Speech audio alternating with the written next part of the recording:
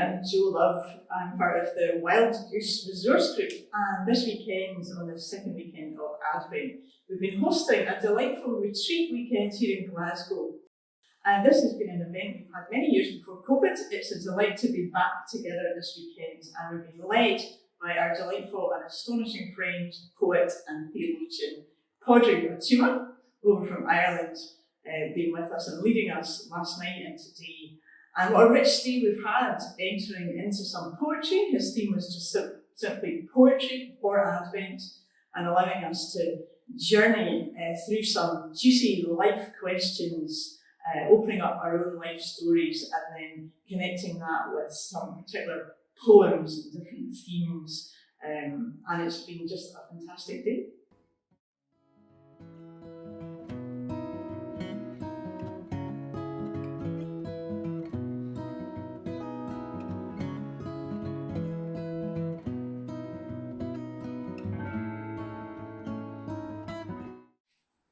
Hello, my name is Pádraig Ó Tuama, and I'm here part of the Advent retreat, which I can't remember, it might be the 10th or 11th or 12th Advent retreat that we've done with the Wild Goose and Iona people. It's always been a great joy. Sometimes we've taken a well-known text, or other times some poems. Always those texts or poems are an opportunity for everybody who's here to share stories from our life. Some people know each other well, some people are strangers to each other. Some of these are friendships that have started here and continued, and others are just temporary friendships for the course of the weekend, and it's always been a lovely thing. Here's a short poem I wrote years ago about a friend. It's called In Between the Sun and Moon. In between the sun and moon, I sit and watch and make some room for letting light and twilight mingle, shaping hope and making single glances last eternity. And a little more, extending love beyond the door, welcoming while wedding all the parted people, even sons to violent mothers, and searching all the others, finding light where twilight lingers, in between the sun and moon. I think Advent is a really interesting time. It started December, so many cultures all around the world, and especially where December is a time of the shortest days of the year, have markings for paying attention to the short day, the long night, and hunkering down and celebrating friendships in the middle of that. Of course, the commercialism of Christmas can get in the way of celebrating friendships. Bizarrely, the stress of purchasing can really interrupt the idea to say this is about showing love and friendship to each other, and hopefully love and friendship to yourself. Over the course of the last couple of days, we've been talking about what it means to be in friendship with each other, friendship with yourself, friendship with poems that reflect you back to you, and it's been a lovely thing. One of the ways that I keep friendship with myself is to always carry these slippers. I love slippers, and if I only wore slippers on the odd occasions when I'm at home, I would miss them. So instead, I bring them with me, and it's an object for me that travels with me. Shows commitment to friendship. And my hope is that all friendships can be towards each other like slippers are towards my feet. So it's a great joy to be with everybody.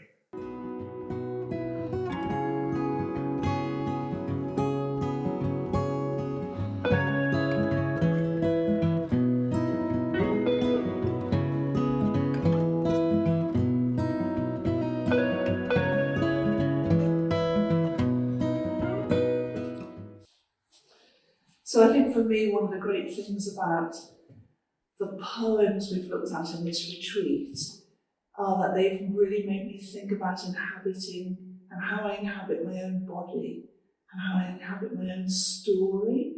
So some of the poems we had were quite visceral, quite somatic, and they concentrated on bodily sensations just through the language they used.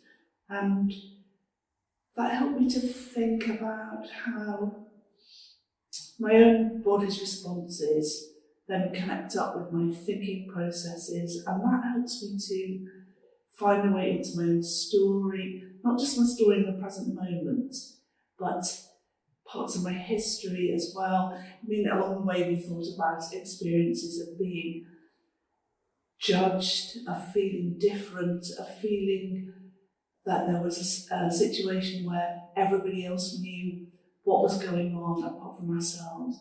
So thinking about some of the sensations that were associated with that, it really helped me to think back into the way my life, my experience, my understandings, they all emerge out of my own bodily experiences. And for me, that's great preparation in an Advent sense, because it helps me to think about the incarnation and what that means in terms of God's commitment to the life of the flesh, and how all that we understand about the kingdom of God, all that we want to try and live out, all that we want to express, I guess as a soul, if you like, for me, that comes out of the life of the flesh. And I had just, for me, the story of the incarnation is important because it helps me to understand that God is deeply committed to this world in which we inhabit, this fleshly life we live. That is the life we have, and that's the life in which we encounter God, and through which our understanding of God evolves. So it was great to look at poems that helped to take me back to that, just as a way of setting me up for the preparation of Advent and the preparation for celebrating the Incarnation.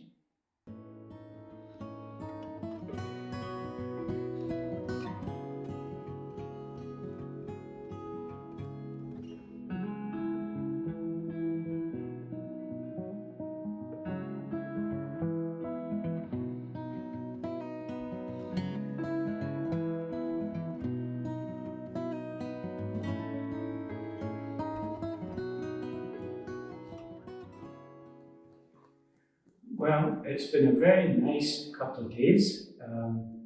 It's always good to be in Pádraig's company and hearing him and his lovely mellifluous voice, reading some poems and explaining them, and he also always brings a lot of richness to it. So that has been really great.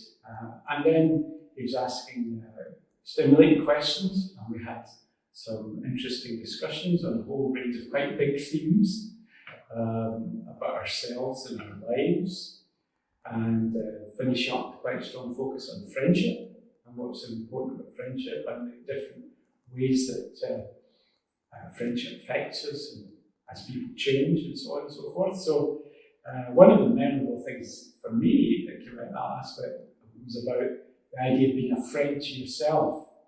And Pádraig talked about,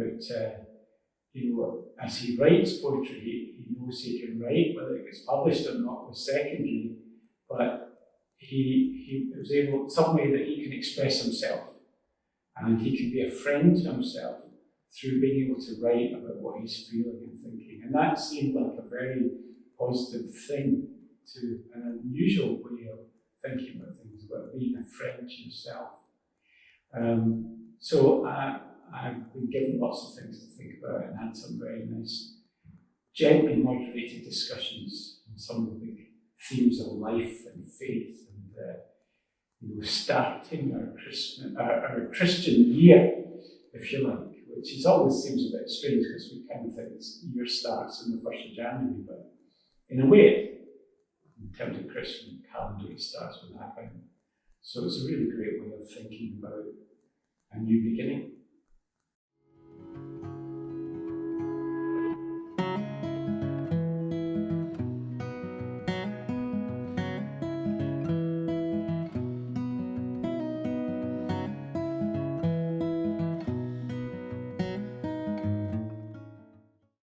So one of the things that stayed with me from today is some questions that Pádraig put to us about times in our lives when we might have found that we've been in a situation when we were the only person who didn't know something. When everyone else seemed to know what to do and we didn't, or to know some information that we weren't in on, and just what that was like. And some examples of those very uncomfortable times, and all kinds of examples were given.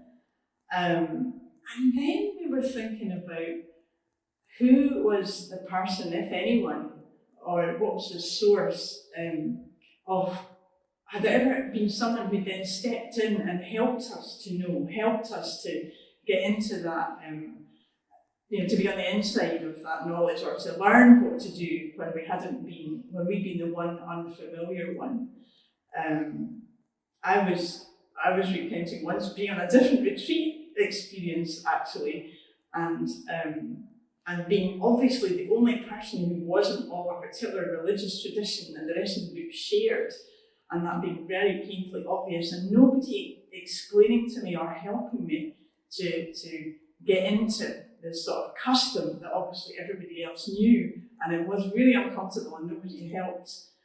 But one of the things for me that has come of that when we were talking about it was just how those uncomfortable experiences maybe help us to learn that when we're in the familiar setting and there's a newcomer or a kind of outsider, or that one person who maybe comes in and isn't so sure, that we'll really notice that and look out for them and look after them.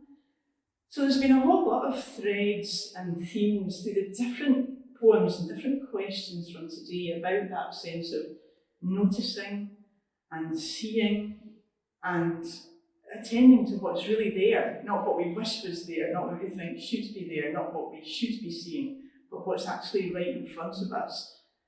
And how good poetry doesn't give the whole game away, doesn't explain too much, doesn't use too much of the sort of adjectives and adverbs, but good poetry shows you things, gives you a picture just through the nouns and the verbs of the language, and then you can often strip out a lot of the superfluous words in a poem and be left with something that really then holds the power of how that poem conveys something to you, by not doing all the work for you and not being too flowery. So that's been really intriguing, and that's really stuck with me. Yeah.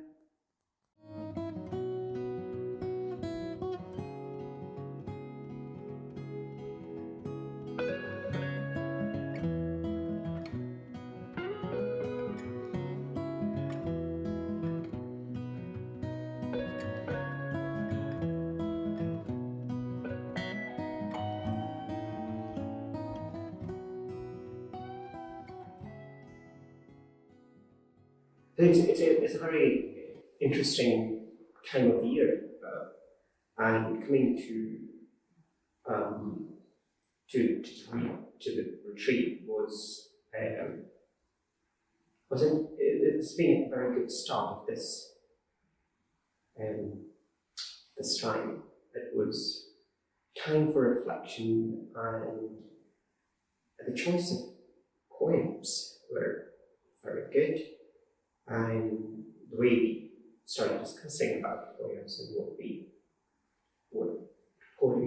which the aspects that we like and what evoked.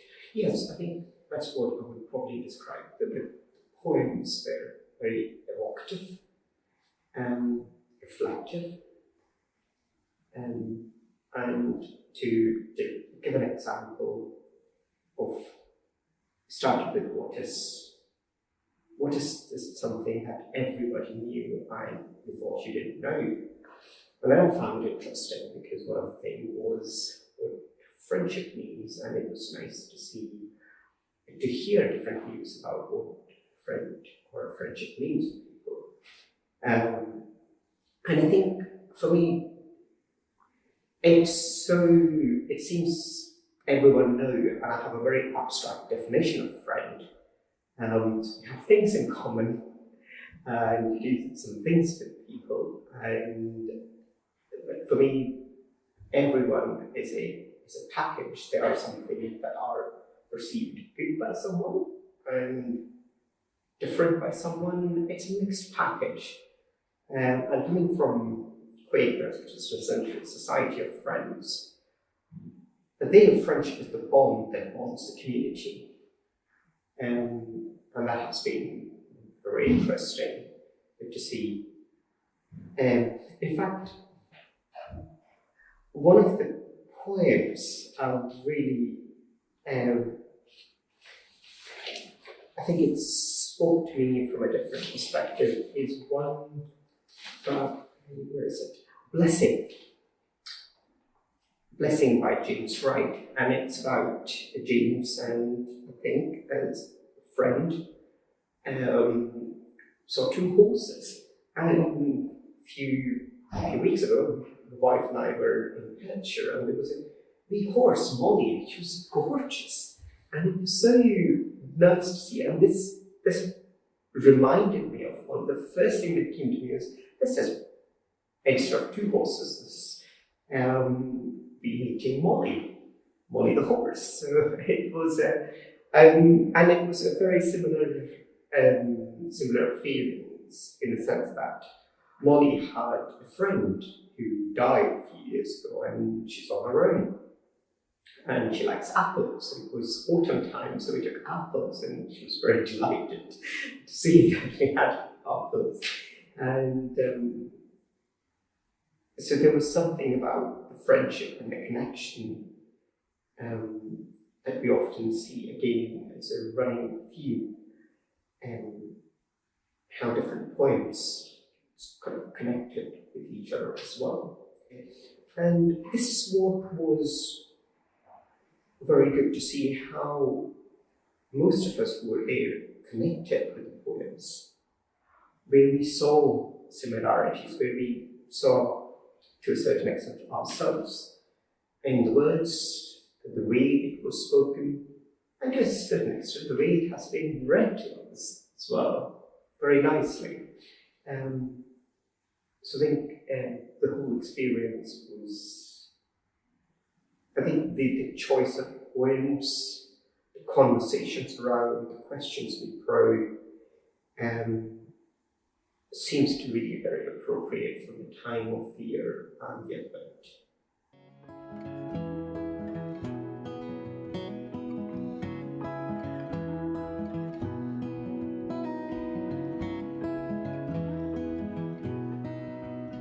So thank you for listening to these short highlights, insights, little flavours of what we've been doing on this retreat weekend in Poetry for Advent. And look out for what the Wild Goose Resource Group might be doing next. Come and join us if you wish, in the flesh, online. We look forward to having you with us, and have a really good and meaningful Advent. God bless.